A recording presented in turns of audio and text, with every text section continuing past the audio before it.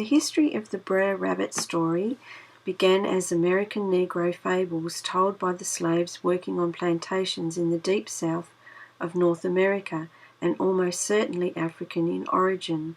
Joe Chandler Harris, 1848 to 1908, insisted that he did no more than simply retell the stories, but in fact he showed great storytelling skills in padding out what was often little more than a folk saying. He also retained the wonderfully rich dialect of the southern Negro slaves, writing the words just as they would have been said. It still retains the flavour of Uncle Remus's relaxed storytelling style. Hello everyone, I've just popped on today to show you a new journal that I have.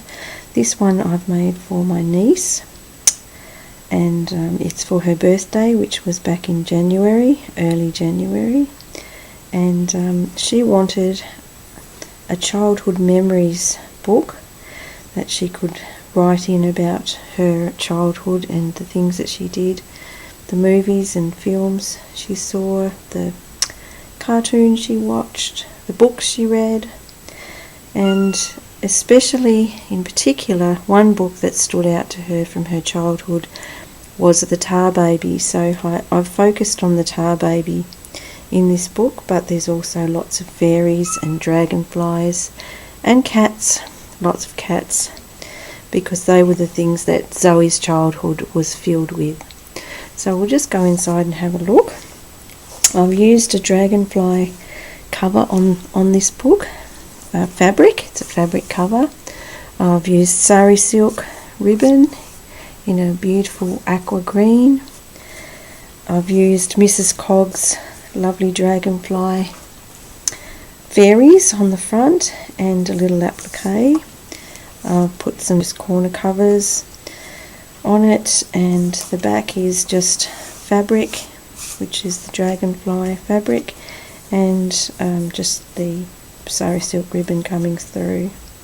So that's the outside. So I've just put a little hook there, doorknob style, to hold the sari silk ribbon on, so you can just lift it on and off. Okay, so inside the book we have a pocket to start with, which is just a little magnetised pocket with a little flower fairy inside, so that Zoe can tuck some of her little things inside. And on this side we've got a little button flower and a pocket with a little paint tag in, and I just love these little paint tags, they're so pretty. I've put just some tea-dyed paper on the back, tea stain paper, and I've just punched out a little quail there, a little Tim Holtz heart pin there. And on this side I have just a little pocket with Be Thankful and some little fabric emblem there, some lace, and another little paint chip with a dragonfly and a butterfly. On this side I've got Uncle Remus, or Mr. Fox, Mr. Rabbit and Mr. Terrapin, which was the very early story from 1883 that the Tar Baby story was in, and those are now available to use if you want to, and I would like to thank Mrs. Cogg for those. Liz, thank you. Have a lovely fox picture there, which is an Edith Holden picture, and on the end of that we have a lovely butterfly trinket and some sari silk ruffle. Here we have another of Mrs. Cogg's lovely, I think this is from her doll kit, but I will put all the kits underneath because I've used quite a few of Mrs. Cogg's crafts kits in this this album. I've got a bit of washi tape on the side with some feathers, and here we've got Brer Rabbit and Brer Fox in one of the original early drawings, and I've just added a little bit of stenciling on the pages in soft green to complement the aqua colour. We've also got some flower fairies appearing now and then, and some of Mrs. Cogg's lovely sayings. A loving heart is the beginning of all knowledge. She has some beautiful sayings, so I'll list those below too. I've used a couple. I've used the Faeries set, and I've used Wise Words as well. This one is from Jibid's lovely planner kit, and she has some gorgeous paintings and drawings, watercolours that she has done herself over on her blog, so I'll list that as well because they are really pretty.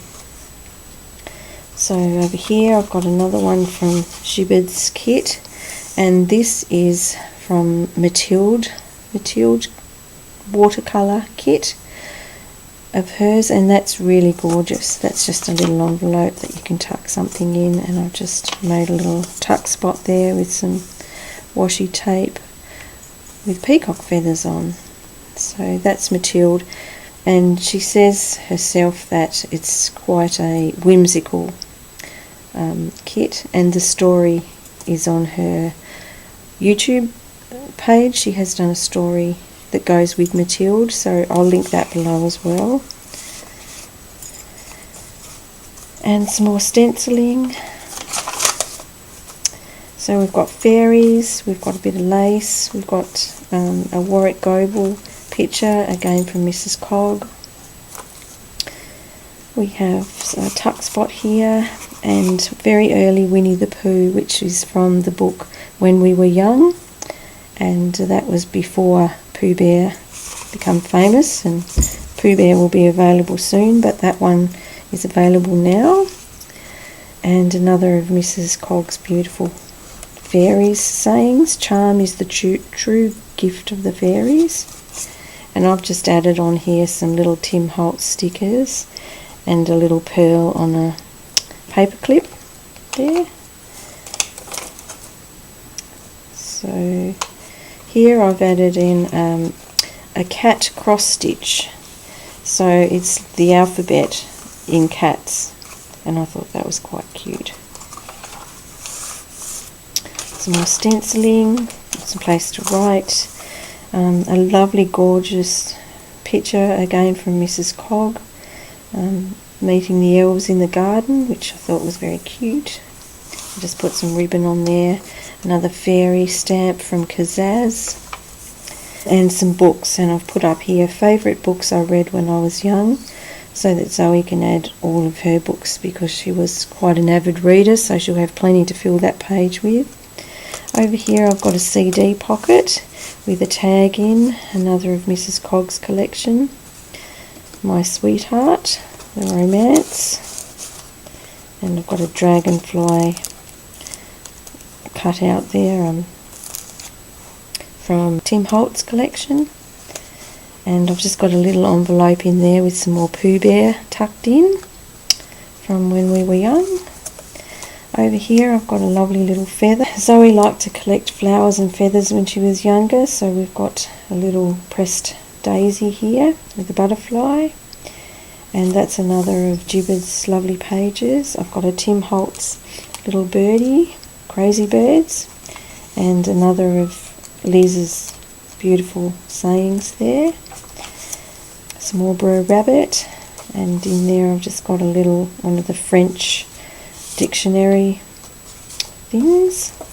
I've got a paper bag here, a glassine bag, and I've got birds on the front and some seagulls, because Zoe spent a lot of time at the beach. So we've got some seagulls. Another one of Arthur Rackham, I think. And this one is a stamp with like an Alice type girl with a deer. And we've got a dragonfly on some satin ribbon, and Brer Rabbit dancing with a dog under the moon on a tombstone. Some lovely rabbit cardstock there, bunnies. I've got lots of bunnies in here because Zoe actually brought up a young hare as a pet and then released it when it was older, so I've got reminders of that. Here we've got the Tar Baby, so that's Brer Rabbit and the Tar Baby, and a little pocket with another saying from Mrs. Cogg. and another one of those French little cards. And here, there's Brer Rabbit, the storyteller, and his little group of bunnies. Pocket here, which is a dictionary pocket from a children's dictionary, an Australian version, and a Pooh Bear card tucked into that. Over here we've got Cinderella, the stars are always shining, and a little bit of lace on the corner. We've got a nice little doggy envelope which opens out into a full page where you can have some secret writing if you want to. And I've just put a little tag in that, so on the tag we've got one of Mrs. Cog's mushroom collection. Cute little couple there, so that just tucks into the back of there. Over here we've got a fabric flip with a mushroom or toadstool on it, and underneath the flip we've got a little tuck spot with a butterfly and some pretty embroidery cotton thread, so that will actually tuck under there if you want to tuck it under. So we've got the mushroom there, some more Pooh Bear. Playing on the beach, little children, so we spend a lot of time playing on the beach, and I've got a little dictionary saying in there. This one's another one of those Matilde collection of library cards from Jibid, and this is from Jibid's planner collection. Beautiful watercolours on those. That's from the Matilde collection. Every great dream brings with it a dreamer, and another of those those French cards: to push, grow, utter, cry, cry out. Here we've got another Mrs. Cog flower fairy, and a little flower fairy saying, and some more flower fairies over here. This is a paper bag here, which has, I've tucked inside of that a little gift for Zoe, so she can find that later. It's a lovely rose gold necklace.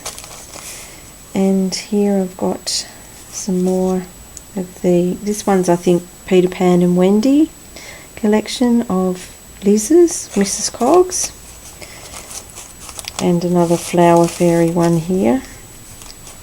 Some Pooh Bear over here, and one of Jibid's lovely library cards with the bluebells, I think, on it. Really pretty. We've got a bunny pocket here, and a gorgeous little girl feeding her puppy by the looks of it, which is quite cute. And it looks a lot like Zoe's puppy that she has at the moment. So we've got some little moles here, and a paper trim down the side. Oh, this one's absolutely gorgeous. This is a lovely fairy on a seashell, so it's very ocean themed. I really like that one. Another of Mrs. Cog's collection. I've used some floral washi tape down the side. It's another paper bag which has a little tag in it, which has one of the Peter Pan and Wendy pictures in, and I've just added to that a really soft flower. So that just goes in the paper bag at the top. Some more Pooh Bear kite flying. We did quite a bit of kite flying when she was small. Another of Jibid's lovely planners, and the pictures are just so pretty on her planners. Another dictionary page from the children's dictionary with a dog, and I've put in there just a little bookmark with a dragonfly collage on. And on this side we have a ginger cat, as Zoe had a beautiful ginger cat, and he has just passed in the last year, which is very sad for Zoe, so I thought she might like to write some of her memories of her beautiful cat Tiger. And I've put down here brave and handsome as he was, and a little cat charm. And I've got a little Flower Fairies cat from Mrs. Coggs, and some extra writing paper which I just tucked in case Zoe wanted to write a story about her lovely cat, Mr. Tiger. And we've got some Pooh Bear looking out the window there. And here we've got the Tar Baby again with Brer Rabbit and the Adventure of Little Tramp. Brer Rabbit plays with Tar, and a gorgeous photo pocket from Mrs. Coggs' door collection. Happiness often sneaks in through a door you didn't know you left open. There's a dear little kitten there, which is beautiful.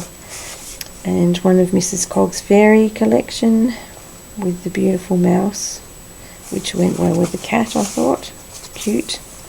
Just collaged a little shell button on the corner. Here we've got hair, and I've added to that a little metallic hair dangle off the side from some ribbon. Do all the good you can, and I've added in there a few really cute little sayings for Zoe to actually add to her pages when she's written the things she wants to write, and a dragonfly paper clip there which just hangs onto the page. And that's just got another pocket here, and I've filled that pocket with a few bits and pieces. Peaceful Night, I thought that sounded really lovely, and I've just put a little bit of texture on the back of that. All you need is trust and a bit of pixie dust. And in the back of here is another tag with a fairy dragonfly from the Dragonfly collection, and just a sweet little flower tucked in the back. So that pocket can actually fit quite a few different tags and things in it. So Zoe can add to that as she pleases and put whatever she likes in there. Over here we've got Brer Fox again, up to no good for sure, and a lovely stamp of a hare. Another pocket over here with a textured card and a squirrel from, again, Mrs. Coggs' Fairy collection, and I've just used a bit of colour on the texture of that embossed card. I've also made a textured tag with a bee on it, and I have got a video on that one, so if you want to see how I actually made that one, you can go over and see the video to that. I'll tag it on the end of this. And some little spot to write, which is another from Jibid Neary's Matilde collection. That one. So we've got quite a few little ones there. Tuck the bee in so he doesn't get his feet squashed. There and there. Another one of those gorgeous hares, Contented Spirit. We have the fox again, a wonderful creature, and I've just put a little few tickets in, and I've just made a little Australian stamp with a koala on it, and I've added a few more of Mrs. Coggs' little sayings so that she can put those where she would like when she's finished writing. This one's beautiful. I put precious on it because I thought it was so precious. A clever, imaginative, humorous request can open closed doors and closed minds. Two little puppies, little Jack Russells by the look of it, sitting there. That's another one from Mrs. Coggs' collection, and I've added a little shell button on the side of that. And we've got what looks like Zoe and her brother playing up there. Another of Mrs. Coggs, beautiful pictures. She just has some lovely pictures. And I put Whisper to My Heart on that page.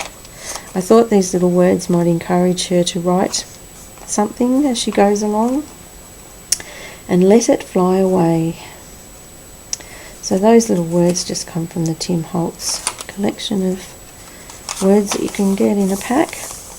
Another of Jibid's lovely planner pages, just spots for Zoe to write.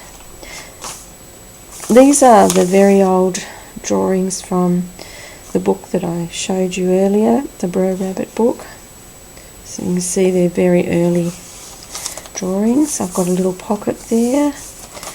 Not sure if I put anything. I think I did put something in the pocket. Little card. Yeah, little card. Just an embossed card with a little tag on the top. So she could probably put a photograph on that, or maybe write something on the back if she wanted to. So I'll just do that in a kind of a figure 8 shape to hold it down. It's another one of those very old-fashioned drawings, paintings from Brer Rabbit collection. Another of Jibid's beautiful planners. A page there I left for her to put cartoons I enjoyed as a child, and I can think of quite a few, but she can probably think of a lot more, so I thought I'd leave that for her to fill out. Over here I've got a handmade paper envelope, which is in bright pink colours, and it has a little boy holding a kitten, another of Mrs. Cogg's gorgeous children collection, and again the beautiful hares, and I've just got Daylight Dreams across that. This one I have, I think this is an Arthur Rackham too, The Music of My Heart, with the beautiful fairies and elves playing some music. Over here I've got movies I watched when I was young, so Zoe can fill that in of her memories. We went to lots of movies, so I'm sure she's got plenty of memories there. And here I've got books I read in my younger years. So again, she was an avid reader, so I gave her plenty of space for writing all her books. And to remind her, I've got Charlotte Bronte's Jane Eyre and Pride and Prejudice Jane Austen library cards, and they are both available from Jibid Neary, her beautiful work. And I've got a lovely little hair pocket there. Many years ago, on a cotton plantation down in the deep south of North America, there lived an old black slave called Uncle Remus. Every evening, as the sun set behind the persimmon trees and the shadows lengthened across the dusty yard, Uncle Remus would sit in his creaky old rocking chair on the cool veranda, light his pipe and tell his tales to anyone who would care to listen. The children sat with eyes as round as saucers, and if they were good and quiet, they could listen too, and so they heard about the days when animals strolled around just the same as us folks. These are some of those stories that Uncle Remus told long ago. Brer Rabbit and the Bramble Patch, which is the Tar Baby story. Brer Fox was having a hard think. He was fed up with that no-good Brer Rabbit strutting about telling the world what a darned clever rabbit he was. Brer Fox knew he had twice the brains that rabbit would ever have, even if he waited a month of Sundays. He would teach that boastful creature a lesson or two.